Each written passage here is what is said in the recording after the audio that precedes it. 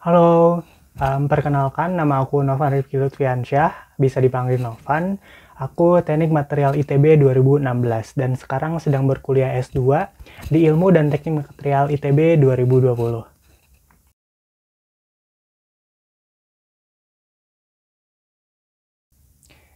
Oke, jadi 3D printing itu adalah salah satu metode manufaktur yang menggunakan prinsip aditif. Nah, berbeda dengan metode manufaktur yang konvensional, yang biasanya berprinsip subtraktif.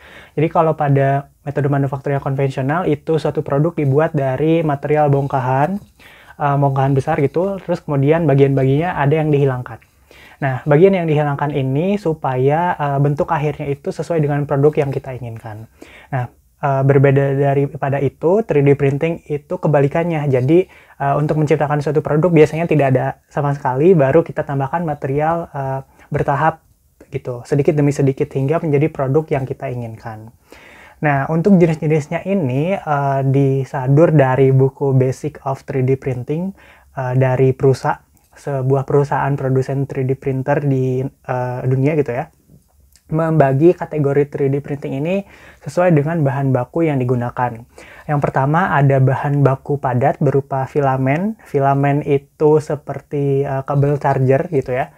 Namun ini lebih kaku. Nah, nanti si filamen ini akan dilelehkan lalu kemudian diekstrusi. Nah, teknologi ini disebut dengan FFF atau Fused Filament Fabrication atau lebih dikenal dengan FDM atau Fused Deposition Modeling.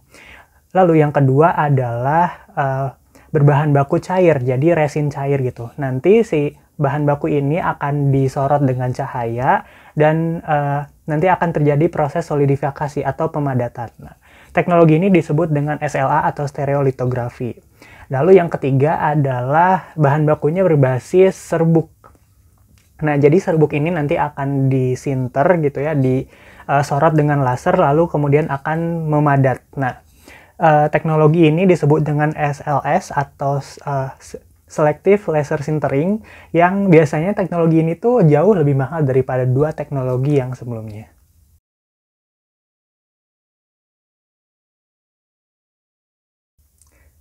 Oke, untuk menjawab pertanyaan ini saya mengutip suatu artikel dari Autodesk. Nah, dari artikel tersebut, perkembangan 3D printing itu dibagi menjadi tiga fase gitu. Ya, fase yang pertama itu fase infansi atau fase awal, pengembangan awal gitu, dari 3D printing. Ini terjadi pada tahun 1981 hingga 1999. Hal yang cukup memorable di fase ini adalah pada tahun 1984 di mana Charles Hull itu mengembangkan teknologi yang mirip dengan teknologi SLA atau stereolitografi. Jadi suatu produk diciptakan dari resin cair, kemudian disorot cahaya, lalu akan memadat sesuai produk yang kita inginkan. Lalu pada tahun 1992, nah ini satu milestone lagi gitu, karena pada tahun ini ada 3D printer pertama yang dijual ke pasar gitu. Ini merupakan 3D printer pertama yang dijual di pasar. Nah, lalu dekade yang kedua adalah pada 1999 hingga tahun 2010. Fase ini biasanya disebut dengan fase remaja gitu ya, perkembangan yang sudah ada dari dulu tapi tidak dari nol sama sekali. Nah, pada fase ini ada satu momen yang cukup jadi milestone gitu ya. Pada tahun 2005 itu Dr. Adrian Bowyer itu menjalankan suatu project yang bernama RepRap. Nah, ide dari suatu project ini adalah bahwa 3D printing atau suatu 3D printer itu bisa memproduksi komponen dari 3D printer itu sendiri sebanyak-banyaknya. Nah, dan project ini dibuka untuk umum dan dijadikan open source sehingga banyak sekali pihak yang ikut andil dalam pengembangannya hingga menciptakan teknologi 3D printing yang semakin terjangkau gitu ya pada saat ini. Oke, lalu fase yang ketiga itu pada 2011 hingga tahun-tahun sekarang.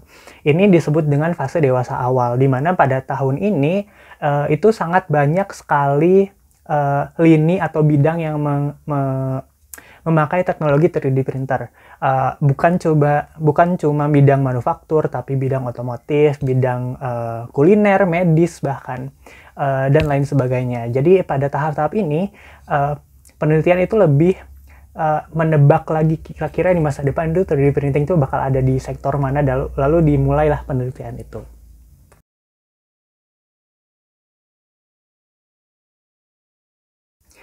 Oke, 3D printing di Indonesia saat ini sudah bisa dirasakan hype-nya, sudah bisa dirasakan teknologinya, karena sudah mulai gitu ya, beberapa instansi atau lembaga sudah memiliki teknologi ini, baik untuk penelitian, pengajaran, atau untuk komersial gitu, karena sudah ada beberapa jasa yang beberapa startup gitu yang menawarkan jasa print 3 dimensi ini. Juga di Indonesia sudah mulai ada distributor seperti distributor filamen atau distributor 3D printer sendiri. Begitu.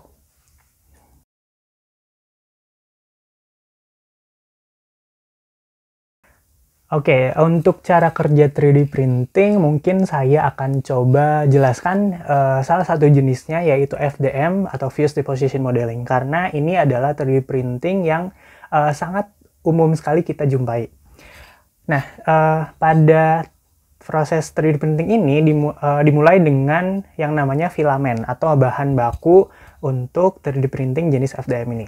Nah, filamen ini banyak gitu ya jenisnya, dan beda jenis, beda material, juga beda sifat, dan juga beda peruntukannya. Namun beberapa yang banyak digunakan itu adalah PLA atau polylactic acid atau polyasam laktat, dan juga ABS atau acrylonitrile butadiene-styren. Nah, dua jenis filamen ini yang paling banyak digunakan.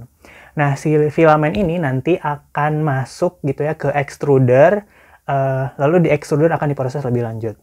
Nah, di extruder ini dibagi menjadi dua daerah. Yang pertama adalah cold end, lalu yang kedua adalah hot end. Nah, filamen akan masuk ke bagian cold end terlebih dahulu. Di sini akan ada screw yang menarik gitu ya, menarik filamen sehingga masuk ke extruder, dan setelah masuk, filamen itu akan didorong ke bagian hot end. Nah, di bagian hot end itu ada pemanas yang fungsinya untuk melelehkan filamen, lalu lelehan tersebut akan dikeluarkan melalui nozzle. Nah, lelehan tersebut akan didepositkan atau ditempatkan di suatu alas yang bernama bed. Lalu extruder dan bed ini bisa kita atur gerakannya dalam 3 arah kartesian gitu, X, Y, Z gitu. Nah, ini arahnya kita bisa atur sehingga posisi ketika mendepositkannya itu kita atur sehingga akan didapatkan produk sesuai dengan yang kita inginkan bentuknya. Sudah seperti itu. Jadi secara singkat sebenarnya ini mirip dengan ketika kita menghias kue dengan krim. Namun ada PR ekstra gitu ya dalam proses 3D printing, di mana awalnya itu padat, tidak seperti krim yang sudah bisa mengalir. Jadi pada 3D printing itu padat, dilelehkan, lalu di ekstrusi, dioleskan gitu lah, seperti itu.